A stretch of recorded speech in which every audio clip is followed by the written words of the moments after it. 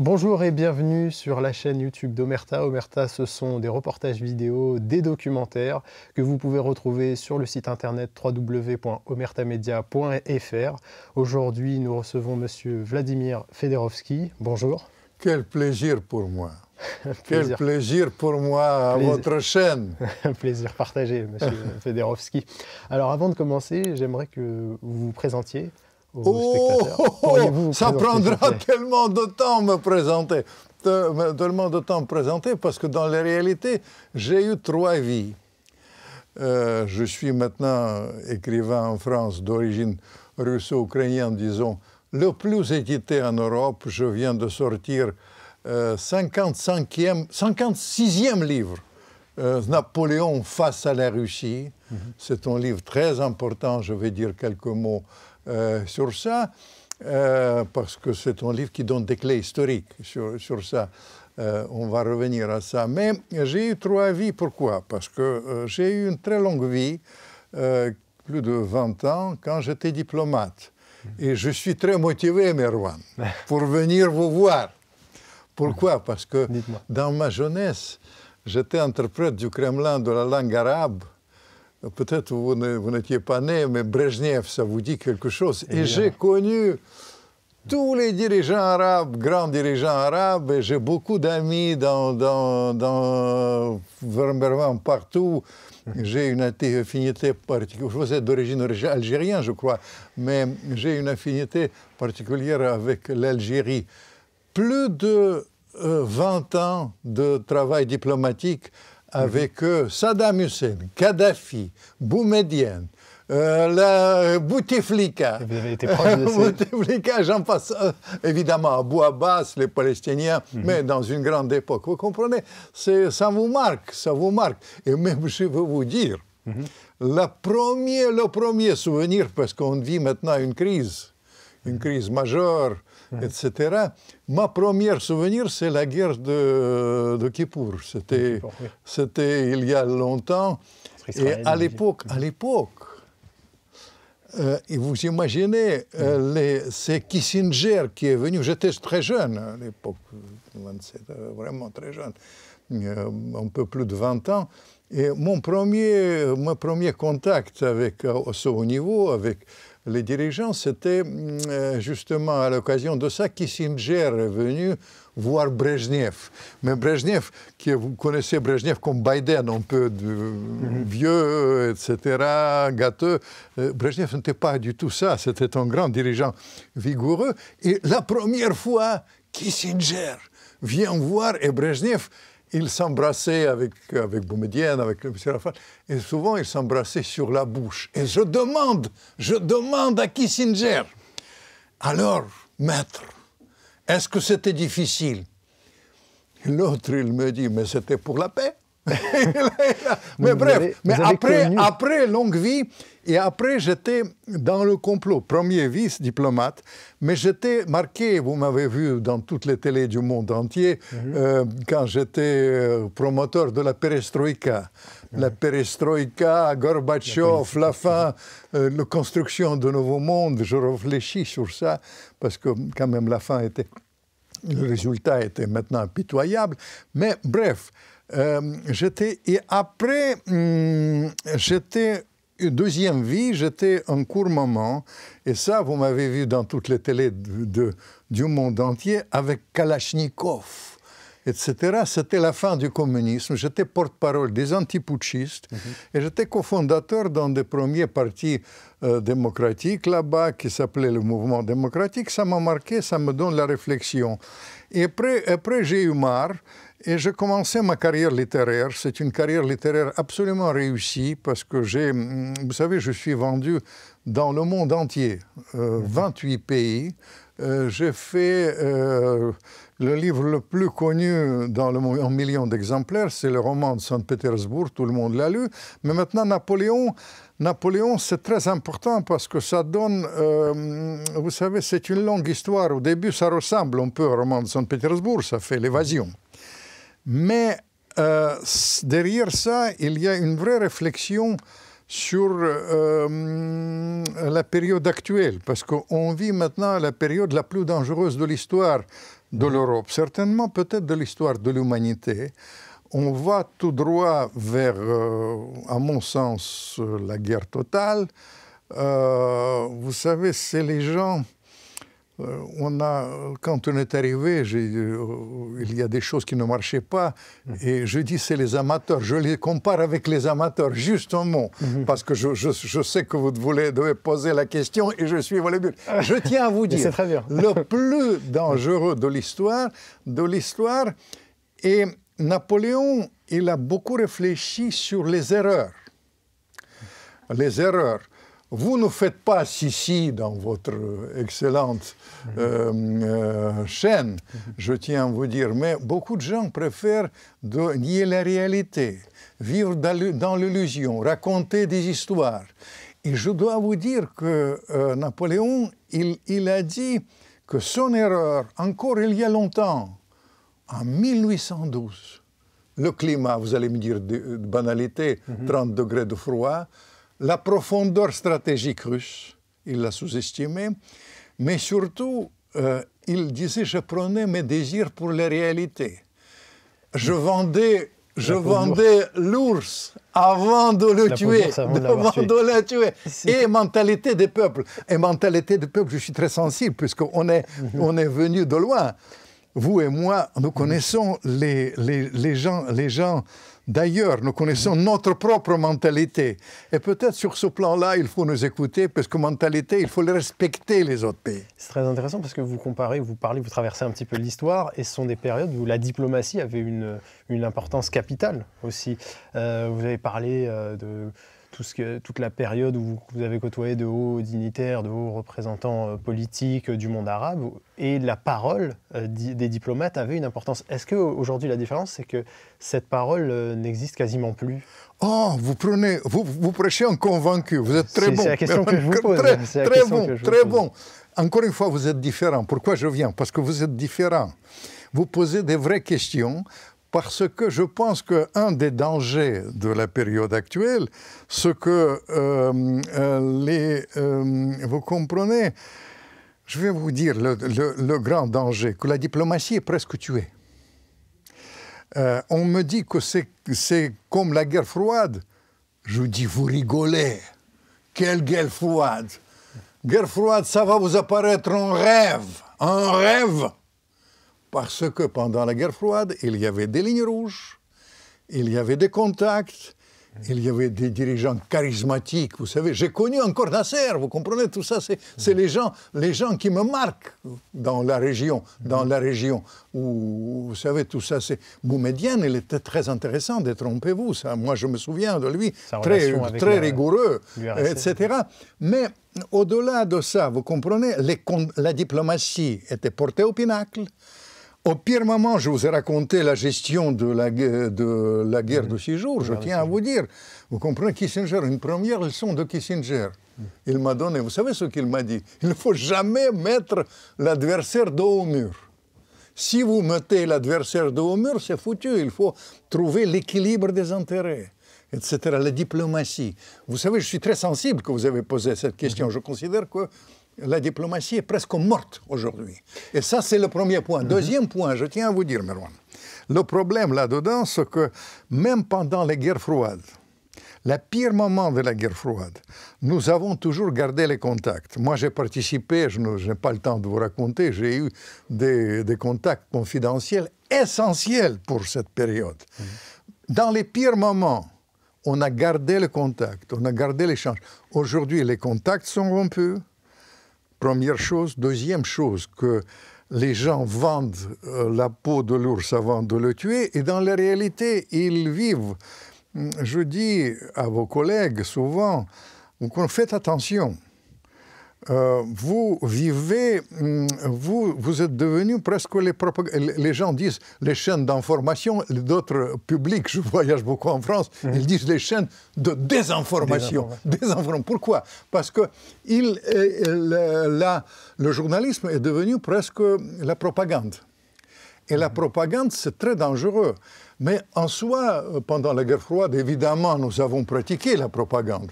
Mais la seule chose, je tiens à vous dire, que nous n'avons jamais cru à la propagande. Et aujourd'hui, ils mentent et ils y croient. Et ça, c'est grave pour les journalistes. Ça, c'est grave encore plus pour les hauts responsables politiques. Et il y a encore un élément, je tiens à vous rajouter. Vous comprenez, tous ces gens-là que je fréquentais, on a parlé de Boumedienne. Boumedienne, c'était la guerre d'Algérie. Il connaissait la guerre. Bien sûr. Brejnev, c'est la guerre contre les nazis. Il était un général, il était blessé, il a failli mourir dans la lutte contre les nazis. Vous comprenez?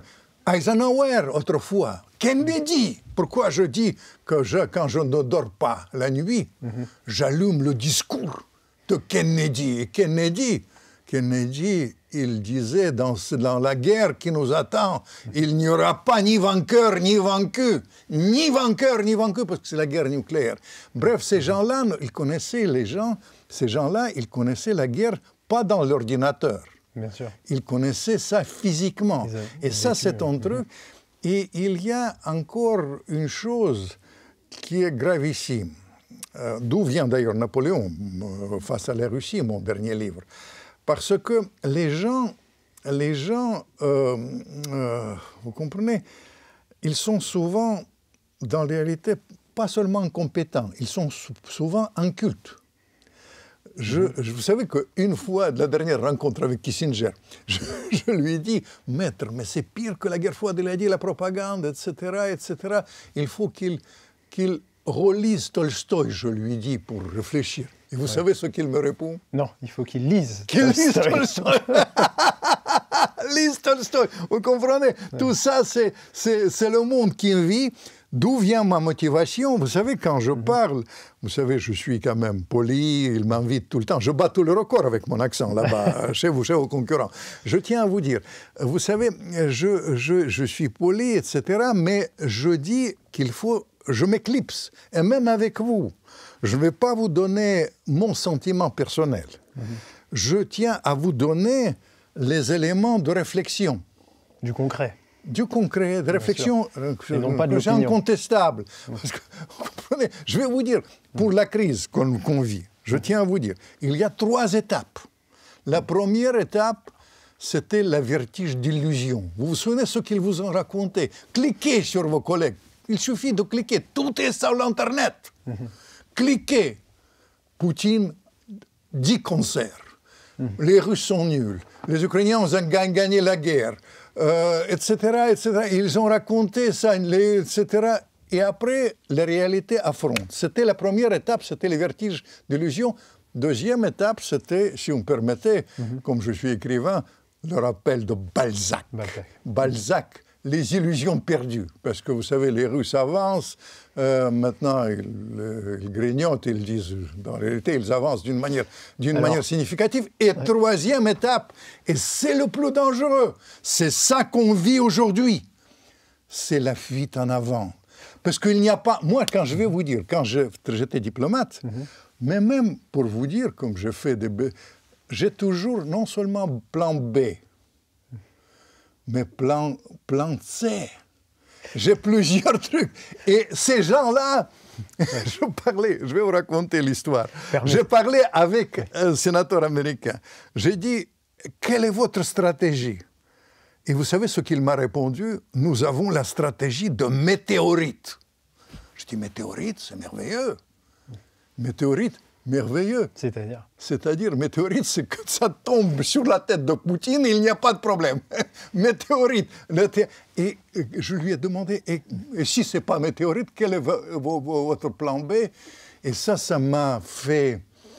Vous savez, j'étais atterré. Je suis revenu, j'étais atterré. Il a dit, mais nous n'avons pas de plan B. Nous avons tous... Et ça rejoint ce que vous disiez sur la diplomatie. Et le point le plus important, qui est aussi le plus concret, c'est la guerre en Ukraine, où on en est aujourd'hui dans cette guerre en Ukraine, qui, selon vous, a généré beaucoup d'illusions, finalement. Ça a généré les illusions, ça a généré vous savez, les gens prenaient leur désir pour la réalité. Mais je ne vous cache pas que tout le monde était dans l'illusion. Poutine, il était au début dans l'illusion qu'il va faire ça rapidement. Il était piégé.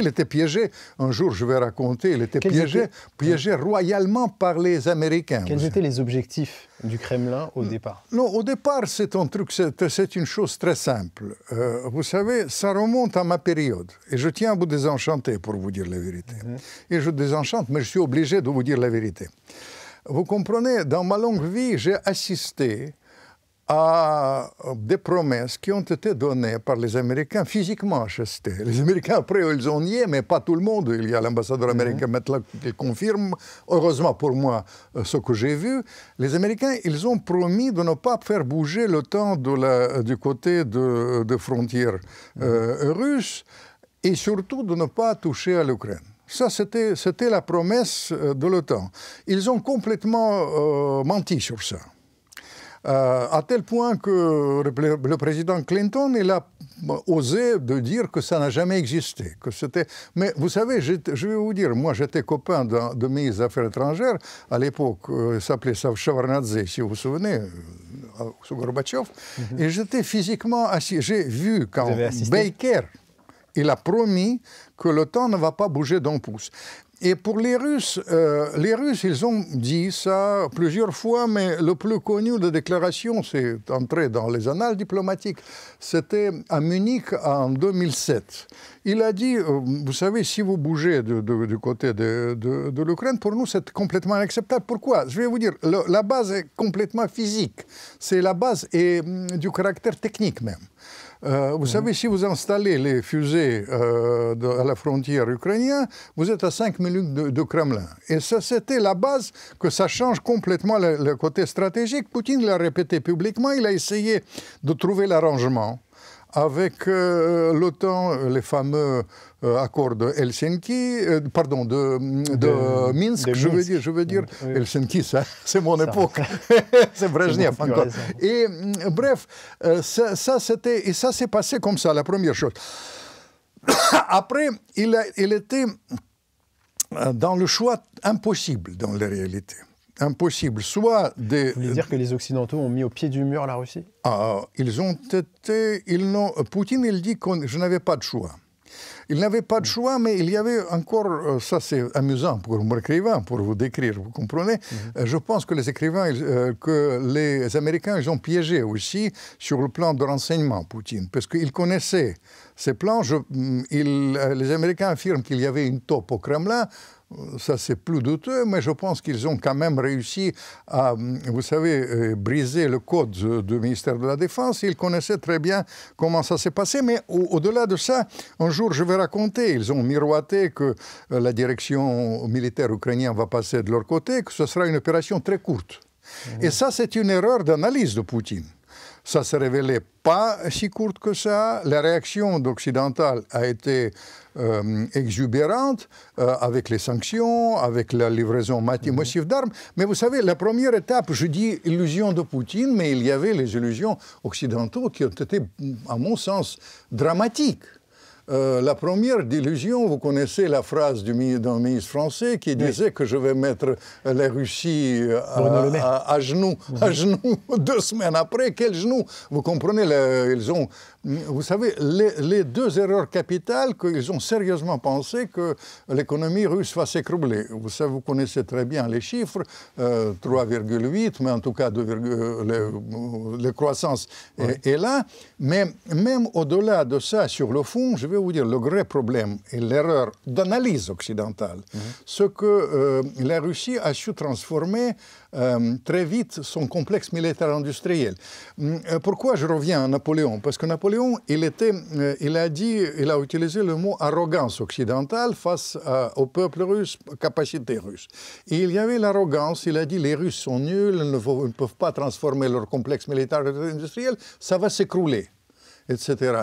Mais c'était le contraire qui s'est passé. Ça, c'est la première erreur économique. il y avait et aussi militaire, parce que vous comprenez, si je vous donne les chiffres, mais le président Macron, il a donné en fait les chiffres en partie, mais je vous donne les chiffres, par exemple, sur les munitions. La France produit 45 000 dans une année et demie, si vous me permettez à votre chaîne, Inch'Allah, les choses, mais les Russes produisent déjà 2,8 millions cette année, des munitions. Vous comprenez, la disproportion est énorme. La disproportion aussi, le mépris pour les compétences russes, mépris pour les compétences militaires. Et ça, c'est propre à Napoléon, autrefois. Ça, c'est le premier point. Je tiens à vous dire, il y a un deuxième point, le caractère géopolitique, et ça nous concerne directement à votre chaîne. C'est qu'ils ont été persuadés que la Russie sera, ils utilisaient beaucoup, cliquaient sur ça pendant 2 ans, ils disaient la Russie isolée, la Russie était seule, etc. Ça s'est révélé complètement faux. 85% de la population du monde ne soutient pas les sanctions. Ça, c'est une évidence.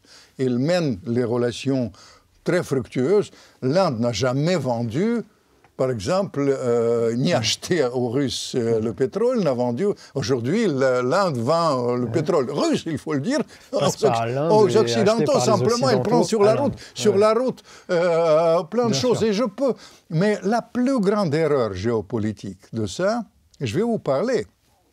Je vais dire quelques mots avec mes affinités avec le monde arabe. Je vais dire quand même avec le monde arabe, sur le monde arabe. Mais la plus grande, vraiment, bêtise, si vous me permettez le mot poli, occidentale, c'était qu'ils ont jeté la Russie dans les bras de la Chine. Ils continuent à vivre dans l'illusion que la Russie et la Chine n'agissent pas côte à côte. Mais s'ils connaissaient vraiment la coopération dans le domaine militaire, dans le domaine, s'il vous plaît, nucléaire. Vous savez que les Chinois, ils ont installé toutes leurs installations à la frontière russe et ils couvrent ça de l'espace avec les Russes. Et ça, c'est la plus grande bêtise. Il y avait aussi une erreur de caractère, comment vous dire, à mi-chemin politique. Ils sont sérieusement pensés. Tout d'abord, ils ont raconté n'importe quoi, que Poutine il a dit cancer, qu'il va mourir, tout le monde va mourir. Mais surtout, leur logique, c'était que les Russes, ils vont foutre dehors Poutine. Et les Occidentaux, ils ont fait tout pour augmenter la popularité de Poutine. Vous savez, ma femme est persuadée qu'à la Maison-Blanche, il y a une taupe qui contribue à la popularité de Poutine. Comment? Parce qu'ils disent, il interdit en Italie, ils ont interdit Dostoïevski. Ils ont essayé d'interdire Tchaïkovski dans les salles de tout ça. Et à ce moment-là, mais il fallait me demander comment agir. J'aurais pu conseiller, j'ai conseillé quand même, conseiller comment il fallait distinguer le peuple russe et Poutine. Mais au lieu de ça, ils ont réuni le peuple de Poutine et ils continuent. Vous savez, Poutine est énormément populaire. Les dernières élections, ce n'étaient pas les élections bidons. Mais d'où vient cette manière qu'ont les médias, par exemple les médias français, de vouloir absolument psychologiser Vladimir Poutine, en faire un fou, ou alors à avoir des considérations sur le conflit qui sont en dehors un petit peu du réel. C'est-à-dire qu'à minimiser les moyens militaires russes, à considérer que la Russie est en train de perdre. Souvent, on a ces titres qui reviennent dans les médias où on nous dit que les Russes perdent la guerre, perdent du terrain. Enfin, comment ça se fait qu'on c'est n'importe quoi. Vous savez, et encore une fois, je tiens à vous dire, pour que les gens comprennent, moi j'ai écrit 6 livres avec Poutine, j'étais souvent critique avant l'heure. Quand ces gens-là qui nous racontent des histoires, ils donnaient la Légion d'honneur à Poutine, j'étais déjà critique avec Poutine. Mais je ne juge pas ça, je donne les éléments d'analyse. D'où vient ça? Vous comprenez, c'est très difficile. Il y avait, tout d'abord, le concept n'était pas européen. Le concept de cette guerre, c'est un concept de néoconservateurs américains. Qui ont été persuadés, c'est tout un groupe d'ailleurs d'anciens trotskistes, c'est les gens que je connais, ils sont pittoresques, vous comprenez, et que c'est absolument extraordinaire comme les gens, comme ignorance aussi souvent, mais ils prennent leur décision. Et ils ont dit, ils ont dit il faut que... Tout d'abord, ils ont souvent qui sont venus là-bas, ils ont des comptes à régler avec la Russie, mais en tout cas, ils sont dans la logique qu'il faut vraiment que c'est possible de détruire la Russie. Donc vous dites... Ça, c'est le premier point. Deuxième point, je tiens à vous dire, c'est les Russes qui sont un peu responsables de ça. Je vais vous dire comment. Parce qu'une partie des Russes, une minime partie, d'ailleurs Poutine il a contribué à ça, il a dit partez, partez, les gens pro-occidentaux qui sont partis. Ils sont partis. Et comme ils vivotent ici, vous savez, ils doivent survivre, comme tout le monde. Ils subissent les contraintes aussi. Ils essayent de trouver un job. Les Américains payent un peu les Russes. Et ces Russes, moi je parle souvent avec les Américains, je dis d'où viennent vos bêtises absolues, ça ne correspond à rien. Ce que vous racontez, ça ne correspond à rien. Ça s'est révélé. Maintenant, ça saute aux yeux. Vous comprenez? Les Russes avancent, ils ont le complexe se transformer, BRICS existe, etc. Tout ça, la Russie n'est pas isolée, etc., etc. Et la culture russe n'est pas anéantie, au contraire, c'est devenu de plus en plus populaire. Mais bref, les choses comme ça. Et vous savez ce qu'ils me disent? Mais on paye certains Russes. Ils nous racontent ça. Et après, j'ai dit, écoutez, si vous payez les Russes, ils vont vous raconter ce que vous désirez. Vous comprenez? Il y a aussi ça. Il y a aussi... mais objectivement, moi, je suis aussi responsable de ça, en quelque sorte. Parce que j'appartiens au complot de Gorbatchev avant l'heure. Et pendant la période Gorbatchev, nous avons proposé une nouvelle manière de faire la diplomatie et la politique. C'était l'équilibre des intérêts, c'était les gens qui ont été très différents de ça, mais les Occidentaux, ils ont pris ça pour la faiblesse. Une diplomatie proche de ce que fait la Chine, un peu. La Chine est plus sophistiquée que nous. La Chine est plus lucide par rapport à l'Occident. Parce que je vais vous dire, je ne vais pas vous raconter la face secrète de Gorbatchevisme, mais Gorbatchev, il se prenait pour un prophète. Dans la réalité, il pensait qu'il va transformer le monde. Et ça, c'était une erreur de Gorbatchev. Et après, il y avait la même illusion que les Occidentaux. Il prenait ses désirs pour la réalité par rapport à l'Occident. Et pourquoi je suis fautif? Parce que franchement, avec mes rapports extraordinaires avec les grands dirigeants, je vous ai raconté, notamment avec Chirac, j'ai présenté à eux les meilleurs de l'Occident. Et l'Occident, c'est pas ça. L'Occident, c'était souvent, ça s'est révélé médiocrité d'aujourd'hui, ça s'est révélé l'inculte, ça s'est révélé incompétent, ça s'est révélé vraiment le désir de vivre dans l'illusion. Tout ça, c'est les choses très sérieuses qui nous rattrapent. Mais simplement, j'ai, pour vous dire, Merwan, mon problème maintenant, je n'ai pas souvent raconté ce que je raconte. Vous savez, je suis plus poli, plus politiquement correct quand je parle ailleurs. Chez vous, je pense qu'on est arrivé maintenant à un point de rupture. Et dans ce point de rupture, il faut cesser de vivre dans l'approximation. On est au bord de gouffre. Et simplement, on a vécu pendant la guerre froide au bord du gouffre. Mais on a calculé à 1 millimètre près. Et aujourd'hui, on est dans l'illusion, c'est même... Parfois, je baisse les bras. Est-ce que c'est l'incompétence? Vous dites que vous avez passé du temps avec Jacques Chirac, qui avait une relation très privilégiée avec Vladimir Poutine. Évidemment. Mais si on permettait, on a mis de 40 ans personnel. Quel est votre regard sur cette période-là? Comment étaient les relations Je vais vous dire sur le plan sérieux. Vous savez, le salut aujourd'hui, moi je suis très francophile, comme vous l'êtes. Je tiens à vous dire, dans France et en Occident, il y avait une très grande vision, une grande tradition diplomatique. Je l'appelle la tradition gaulo-mitterrandienne. L'Europe de l'Atlantique à l'Oural, la maison commune de Mitterrand. Et Chirac, il était... moi, j'ai souvent parlé avec lui, il était... Tout sauf inculte d'ailleurs, parce que, vous savez, il traduisait Eugène Onegin. Et je me souviens, quand je l'ai reçu chez moi, c'était le jour de la fin du communisme. Vous savez ce qu'il m'a demandé? D'aller au tombeau de Pasternak, de Dr Zhivago. Il récitait les vers en russe.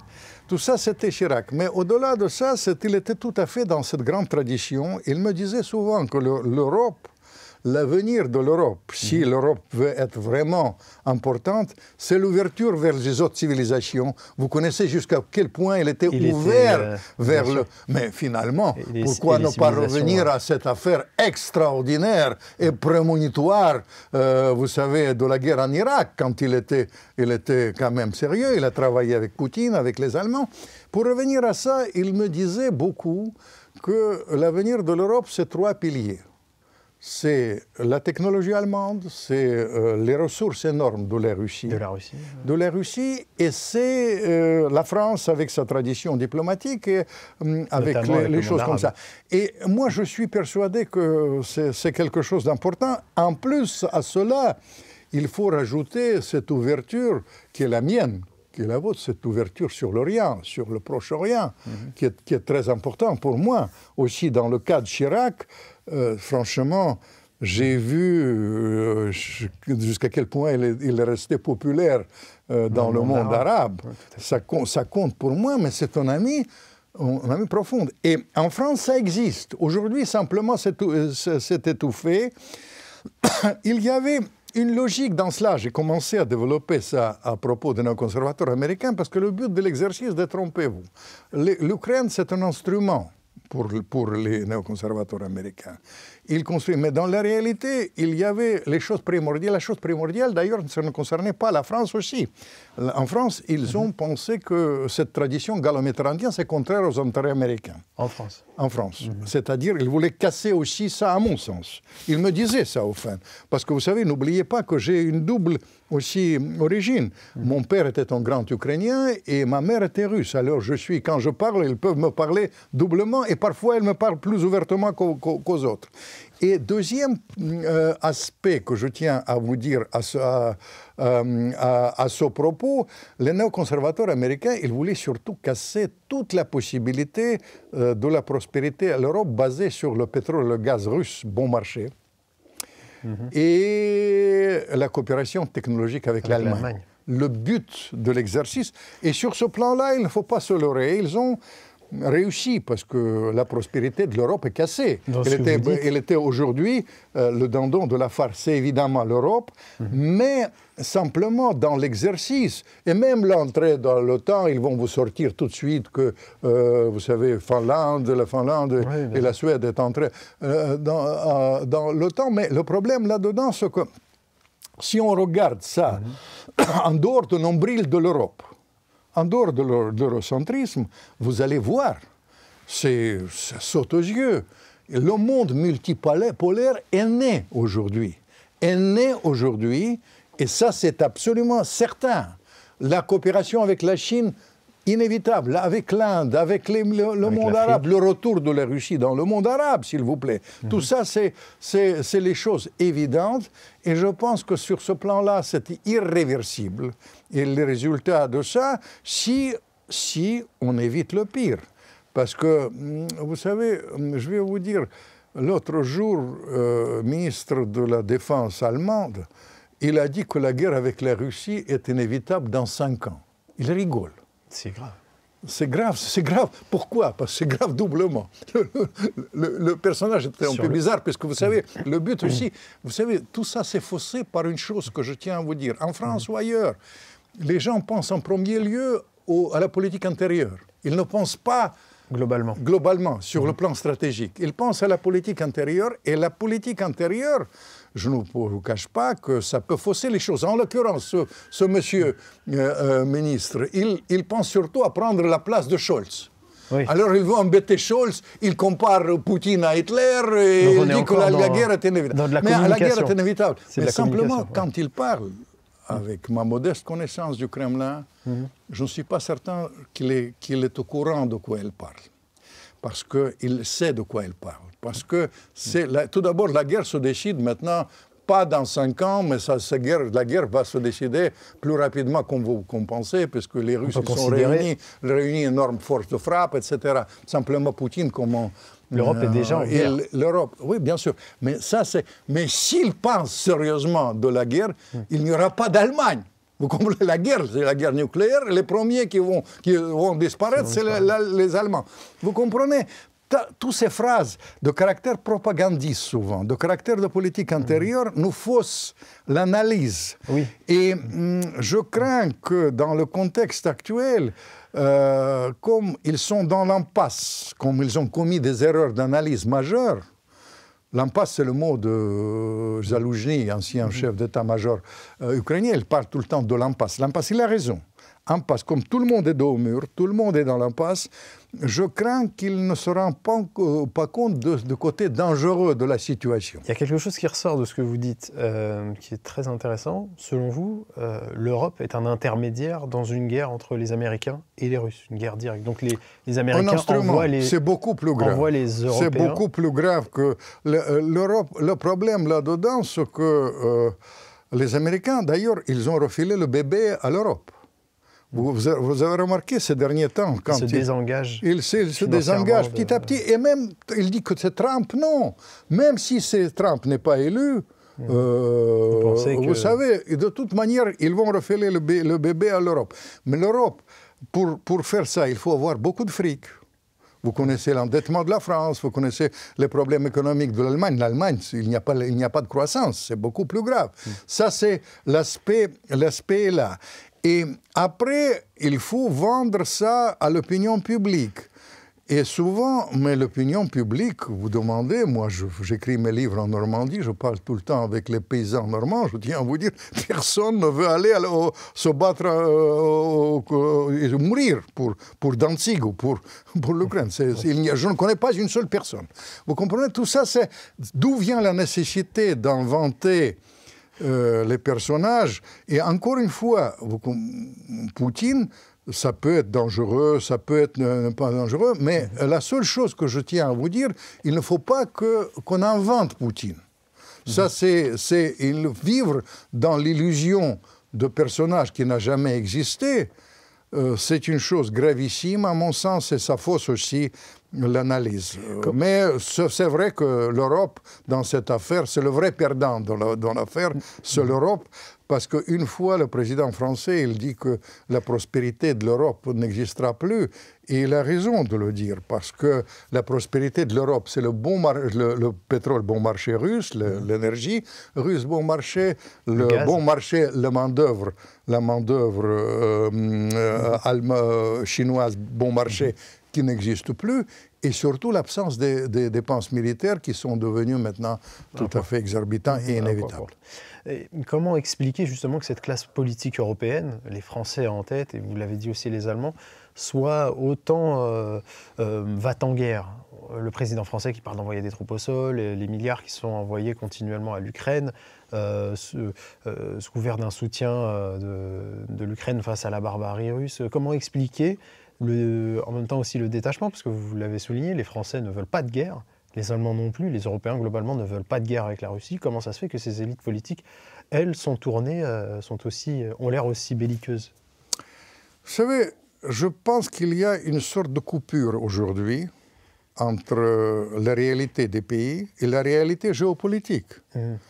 Et ce microcosme où vous vivez, le microcosme, c'est souvent les médias, c'est souvent ça. Et après, la classe politique a changé. Tout d'abord, quand je réfléchis sur ça, j'étais longtemps professeur à HEC. J'ai remarqué qu'avant, il y avait les gens qui ont eu velléité d'aller vers le monde politique. Aujourd'hui, les meilleurs ne vont pas dans le monde politique. Pas du tout. Vous savez, il y a aussi une sorte de règne de médiacratie. Ça, c'est un aspect. Aussi, l'éducation n'est pas étrangère pour moi. Parce qu'encore une fois, mes constats, quand j'étais professeur à HEC, ils connaissaient très bien les fiches. Dès que vous sortez un peu ailleurs, ils sont perdus, ils sont désemparés, etc. Il y avait, les Américains, ils ont été très, très efficaces aussi en Europe. Vous savez, ils ont formé, ils ont eu tout un programme de formation des gens là, et il y avait les idées préconçues. L'exemple classique, c'est l'analyse du personnage de Poutine. l'analyse du personnage de Poutine. Encore une fois, je vous dis encore une fois, je suis poutinologue, le connu dans le monde entier. 28 pays. Je ne suis pas du tout, j'étais critique avant tout le monde de Poutine. Aucune complaisance. En plus, Poutine n'aime pas Gorbatchev, j'appartiens à cette période, c'est-à-dire aucune, on ne peut pas me reprocher. Mais simplement le personnage qu'il raconte, c'est le personnage qui ne correspond à rien. C'est ça qui me perturbe. Ils disent que c'est un dingo. Ce n'est pas un dingo, il a une logique. Il a une logique qui est la sienne, que je combats. Mais il faut comprendre la logique. Il a une certaine mentalité. Ils disent que Poutine n'est pas populaire. Les 85% des Russes, la CIA dit. La CIA, je dis, vous savez, j'hésite même de dire pourquoi il est populaire. Parce que je vous expliquais les raisons, etc., etc., etc. Tout ça, c'est une chose. Il y a l'aspect aussi va-t-en-guerre qui me gêne sur le fond. Je vous dis encore une fois, j'ai constaté souvent, ils regardent le monde dans l'ordinateur. Ils ne connaissent pas la réalité de la guerre. Les gens avant que je connaissais, ils connaissaient très bien la réalité de la guerre, les choses comme ça, ils ont été dans leur chair, ils ont eu, etc. Tout ça, et ces gens-là, ils n'ont pas vraiment peur de la guerre. Pour moi, ça me perturbe. Humainement, pour moi, c'est vraiment quelque chose d'acceptable. Mais la preuve est là. Ils ont été à côté de la plaque pendant 2 ans. Les sanctions, les Russies isolées, les rapports avec la Chine, etc. J'en passe. Ou le changement de la politique de Poutine à la place, le régime changing, ce qu'ils appellent. Tout ça, ça s'est révélé qu'il ne correspond à rien. Et encore une fois, pour moi, le fait que ça ne correspondait à rien, ça ne me gêne pas autrement. C'est leur affaire de mentalité, les erreurs on peut utiliser, etc.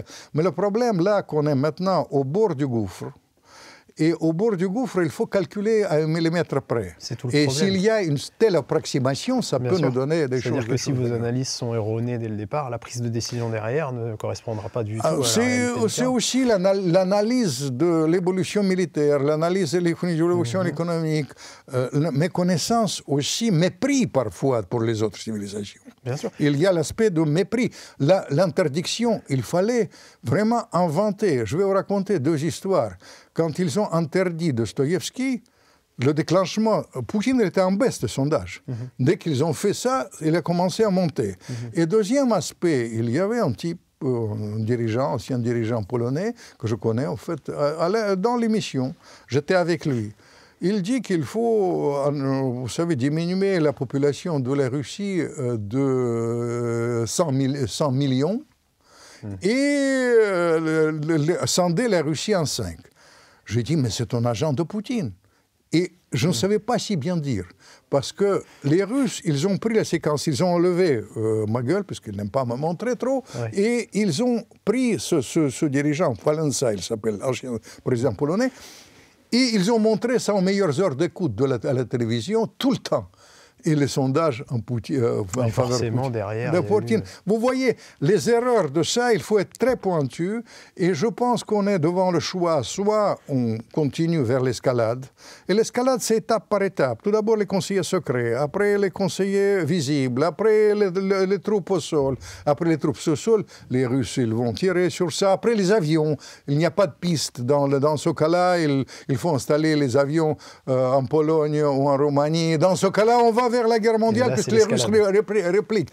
Vous savez, c'est vietnamisation du conflit qui se passe devant nos yeux. Soit on va vers ça, et dans ce cas-là, à l'arrivée, je suis absolument certain qu'on va vers l'apocalypse, l'Armageddon, comme je dis. Soit on réfléchit, dans ce cas-là, il faut arrêter l'exercice et organiser le plus vite possible la conférence de la paix, de préférence à Paris. Et quel a été votre point de vue, je reviens un petit peu en arrière, quel a été votre point de vue, par exemple, sur les accords de Minsk donc il y avait François Hollande, Angela Merkel et Vladimir Poutine.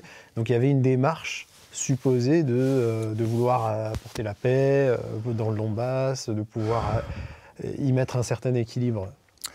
Vous savez, à l'époque, un certain équilibre était possible. Mais les accords de Minsk, c'était éminemment profitable à l'Ukraine.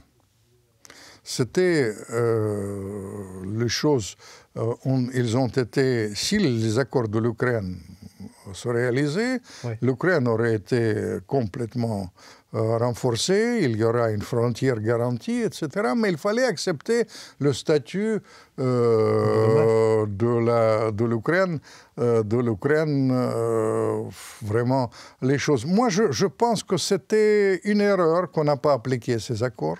Et c'est dû à quoi, justement? C'est dû parce que c'était inacceptable pour les Ukrainiens. Et puis le concept, maintenant, Hollande le dit publiquement, Merkel l'a confirmé publiquement, que dans l'esprit occidentaux, ils ne voulaient pas jamais réaliser ça. C'est une bêtise de leur part, parce que c'était profitable pour l'Ukraine.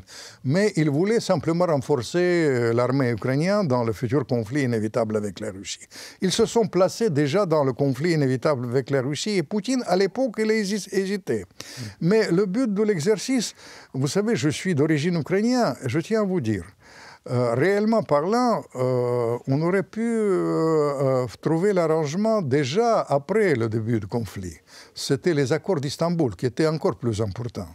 Parce que l'exercice pour les Russes, leur fixation, c'était que l'Ukraine ne soit pas dans l'OTAN. L'Ukraine garde son statut neutre. Mais ils acceptaient à l'époque, ils acceptent toujours l'entrée de l'Ukraine. C'est difficile de faire sur le plan pratique l'entrée de l'Ukraine dans la, vous savez, dans la, pas dans l'OTAN, mais à l'Union européenne. Tout ça, c'était pour... Et moi, je suis dans la logique gaullienne, et comme Ukrainien, je tiens à vous dire, j'ai jamais compris en quoi l'Ukraine neutre, dans le cadre de l'Union européenne, perspective. Mais surtout l'Ukraine, comme je suis ukrainien, qui prend l'argent chez les Occidentaux, qui prend l'argent chez les Russes, qui est en trait d'union. En quoi ça vous gêne? Et ça nous a ramené, vous connaissez les chiffres mieux que moi, à des millions, des centaines de millions de gens tués. Dans l'impasse totale sur le plan, parce que l'impasse est totale. L'alternative, c'est soit la guerre mondiale ou les Russes. Sur le plan tactique nucléaire, j'ai oublié de vous dire, vous savez, au bout de l'exercice, c'est l'utilisation des armes nucléaires tactiques. Et sur les armes nucléaires tactiques, l'avantage des Russes, c'est 1 à 10. Vous comprenez? Les choses sont pratiques. Oui. C'est-à-dire l'entissement du monde, que les Américains d'ailleurs ne souhaitent pas, parce qu'ils ne sont pas fous, qu'ils vont refiler ça, l'affaiblissement de l'Europe, l'anéantissement de l'Ukraine. Moi, je suis ukrainien dans le but de l'exercice. Moi, sur ce plan-là, je regrette beaucoup que Minsk, que les accords de Minsk n'ont pas été appliqués et que plus tard, en mars, à Istanbul, c'est les Anglais et les Américains qui ont bloqué les accords d'Istanbul qui auraient pu stabiliser la situation et éviter le prolongement et l'impasse qu'on vit maintenant. C'est tout. Si en termes d'armement, c'est complètement déséquilibré en face de la Russie et de ce qu'elle peut produire d'armes, voire armes hypersoniques qui ne sont même pas encore détenues en Europe, pourquoi continuer s'entêter à vouloir armer absolument l'Ukraine ? Vous savez, il y a les conservateurs, néoconservateurs américains, c'est eux qui donnent les éléments de langage à l'Europe et à tout le monde. C'est public, ils sont chargés. C'est les accords d'urgence, c'est-à-dire ils donnent les éléments de langage. C'est pas un secret, ils le reconnaissent. Et l'Europe assimile ça. Ils disent que, par exemple, leur principale thèse, que Poutine il ne va pas s'arrêter à la frontière ukrainienne. Je dois vous dire, si je parle avec tous les généraux du monde entier, aucun général en privé, parfois en public, mais surtout en privé, nous dit que Poutine est capable même d'occuper toute l'Ukraine. Mais une fois, j'ai dit qu'il ne peut pas envahir toute l'Ukraine, parce que physiquement, il faut avoir... Vous savez, ils ont maintenant disponible au moins trois fois plus d'hommes. La France était occupée pendant la période nazie avec 500 000 hommes. Vous comprenez? Il faut avoir ça. Deuxième chose, Poutine, c'est ces pauvres types des chaînes d'information qui nous racontent que Poutine est fou. Poutine n'est pas fou. Et comme il n'est pas fou, il sait très bien que s'il entre demain, qu'il attaque demain la Pologne, c'est l'article 5 de l'OTAN qui fonctionne, c'est-à-dire c'est la guerre mondiale. Il ne veut pas la guerre mondiale, du moins tout de suite, vous comprenez? C'est-à-dire les choses comme ça. Ce que veut Poutine, dans réalité, c'est assurer... je vous dis, je ne partage pas sa logique, mais dans sa logique, ce qu'ils appellent la sécurité de la Russie. Éviter que l'Ukraine soit dans l'OTAN et après trouver un modus vivendi. Mais tôt ou tard, il faudra trouver un modus vivendi avec les Russes. L'alternative à ça, je vous dis, c'est l'anéantissement du monde et surtout, déjà, ce n'est pas profitable pour l'Occident. Avec ce qui se passe avec BRICS, avec le monde multipolaire, etc., avec l'orientation définitive de la Russie vers l'Asie, c'est contre sa nature, etc. Mais déjà, avec ça, c'est profitable. Mais l'alternative à ça, dans la réalité, elle n'existe pas. C'est la fin du monde, c'est tout. Et donc, vers quelle issue se dirige ce conflit? Qui Tôt ou tard, il faudra vainqueur? trouver un modus vivendi. Je vais vous dire modus vivendi avec l'Occident. Malheureusement, moi j'étais persuadé que cette tradition gallo-métérandienne dont je vous ai parlé, la France, avec comme puissance équilibre, aurait pu jouer un rôle plus important. Comme ça, ce n'est pas le cas. Je pense que c'est plutôt les Américains qui peuvent trouver l'issue. Je ne crois guère à la solution, vous savez, nord-coréenne, le blocage de fait qui dure des années. Mais ce qui est souhaitable pour l'Ukraine en premier lieu, moi je suis persuadé qu'en premier lieu, pour sauver l'Ukraine, il faut arrêter ça le plus rapidement possible et après trouver modus vivendi avec les Russes, ce qui n'est pas impossible, mais ce sera très difficile parce que la donne a changé, la mentalité a changé, nouvelle élite là-bas arrive, ce sont les gens qui ont connu le front. Et surtout, on dit que la Russie veut aller vers l'Occident. Le grand problème aujourd'hui, que la Russie ne désire plus l'Occident. Vous savez, ils disent que l'Occident, c'est terminé. Ils ont vendu leur âme aux Américains, ils sont devenus vassaux des Américains, et par conséquent, l'avenir se passe ailleurs, avec les pays ailleurs, avec l'Asie, en premier lieu avec l'Asie, mais aussi avec l'Afrique, avec le monde arabe, et ils travaillent sérieusement. Je parle avec eux, avec les Russes. C'est presque une période dramatique pour moi. Malheureusement, mais je voudrais revenir à ça. C'est dramatique. Pourquoi? Parce que Pierre le Grand, il a fouetté la Russie pour qu'elle devienne européenne. Après, il y avait Catherine II, après, il y avait la guerre de Napoléon, Alexandre, etc. Toutes ces choses-là, Pouchkine, Tolstoï, etc. Et puis, c'est terminé.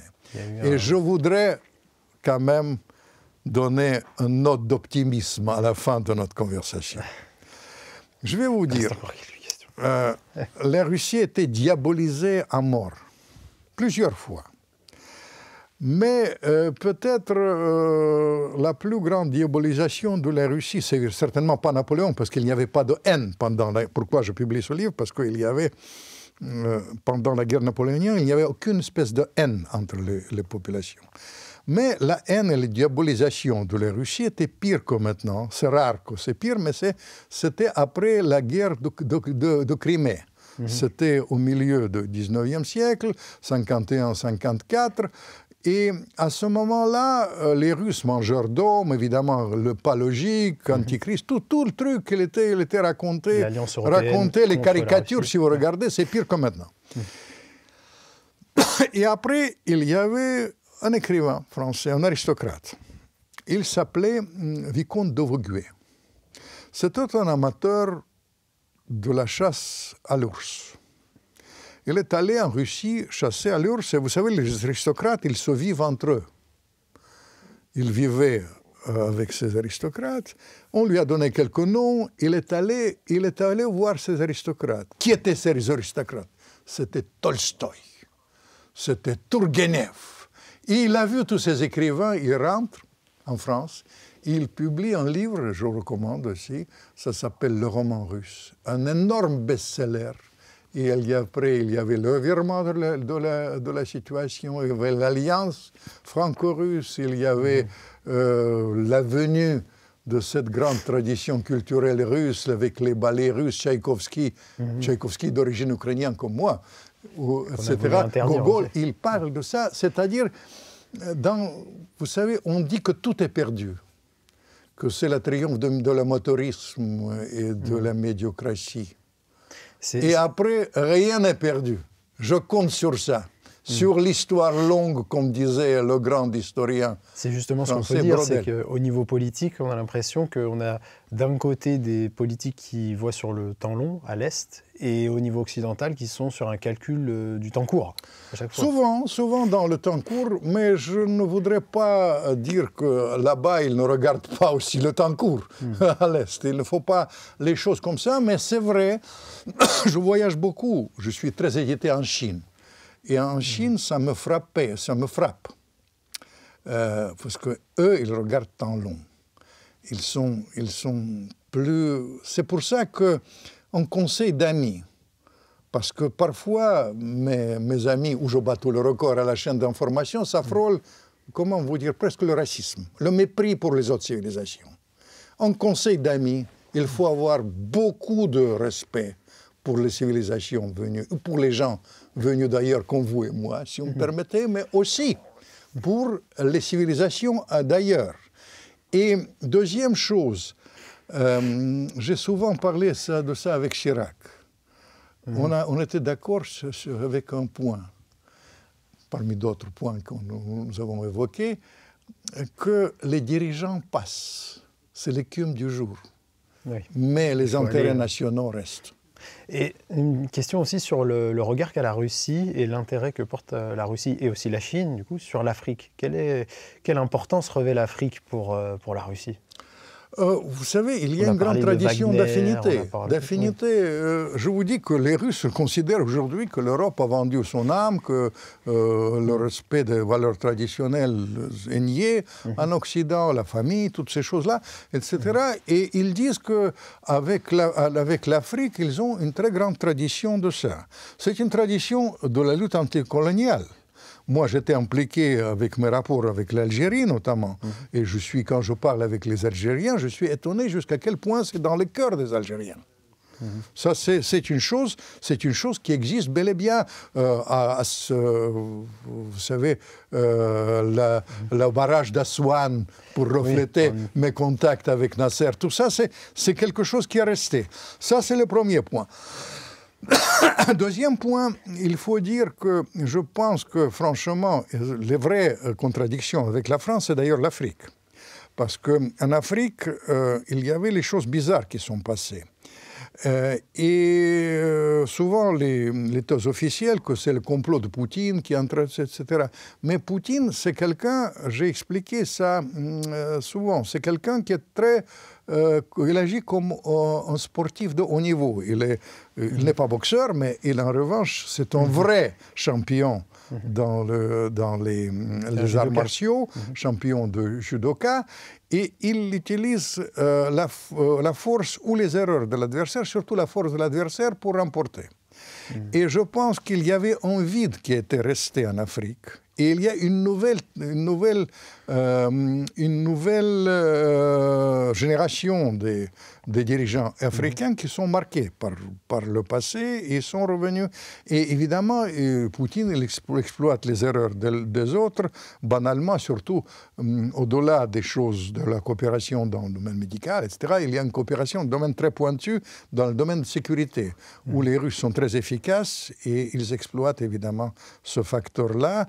Mais ça, c'est un truc terre à terre, je dirais, de court terme pour revenir à notre conversation, mais plus à long terme, ils sont persuadés que le monde de demain, c'est un monde multipolaire. Et dans le monde multipolaire, il faudra tenir compte de toutes les énergies. Mais dans la tête de Poutine, je sais ce qu'il lit, comment il lit, etc., il n'y a pas du tout de russocentrisme. Il pense que l'Europe, la plus grande faille intellectuelle européenne, c'est nombril de l'Europe. Eurocentrisme. Il pense que toute l'Europe détient la vérité. Il pense que la richesse du monde, c'est l'équivalence, sinon enrichissement mutuel des civilisations. Beaucoup de respect pour la civilisation asiatique, chinoise, millénaire indien, Mais pour revenir à mes conversations à Chirac, qui était un grand connaisseur de l'art africain, aussi un grand respect.